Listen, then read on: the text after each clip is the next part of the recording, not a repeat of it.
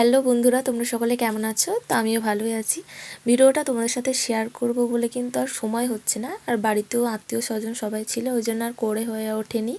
তো এই যে আমাদের অনুষ্ঠান পয়লা ফাল্গুন কিন্তু প্রত্যেক বছর আমাদের বাড়িতে মানে গৌরীর মহাভোগের আয়োজন করা হয়। তো যথাসম্ভব সকাল সকাল স্নান করে নিয়েছিলাম।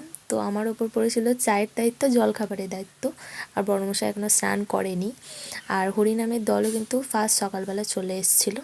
আর এদিকে তারপরে আমি রেডি হয়ে দাদু বললো চল তোকে একটু চন্দনের ফোঁটা পরিয়ে দিই। তো দাদু এখানে তিলক কেটে দিচ্ছিলো। প্রথমে দিদা দিল, দিদারটা দাদুর পছন্দ হলো না, ওই জন্য দাদু নিজে দিল। তো বড়মশাইকে দিয়েছিল। মুখটা দেখতে পাচ্ছ ভারী ভারী, মানে ওর হরিনাম হলেই না ওর একটা মন ভারাক্রান্ত থাকে।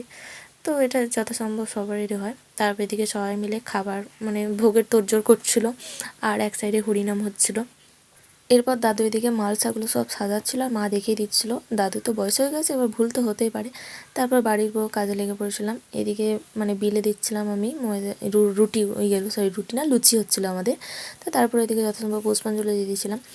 আর ইনি হচ্ছে মানে ভোগারতির গানটা গান। তো এই দাদা ভোগারতির গানটা এত সুন্দর করে গান, প্রত্যেক বছর আমাদের বাড়িতে এনাকে আমন্ত্রণ জানানো হয় ভোগারতির গানটার জন্য। তো এত সুন্দর করে গান, তোমরা যদি শুনতে তাহলে বুঝতে পারতে যে আমি কেন বলছি এত সুন্দর। নিজেদের মানে গান শুনলে মানে চোখ দিয়ে আমনিই জল চলে আসবে। বিদায়ের গানটা যখন গান আমনিই চোখ দিয়ে জল চলে আসে সবারই। আর মন্দিরটা কিন্তু সাজিয়েছে আমার বড়মশাই আর দুটো ভাগনা মিলে। রাত 2:30 বেজে গেছিলো ওদের মন্দির সাজাতে। তো মন্দিরটাও কেমন সাজিয়েছে তোমরা বলো কিন্তু কমেন্টে। তারপরে এটা শেষে মানে মালসাটা ফেলে দিয়ে এর মধ্যে সবাই মানে শুয়ে হয়েছিল, ইয়ে করেছিল গড়াগড়ি দিয়ে।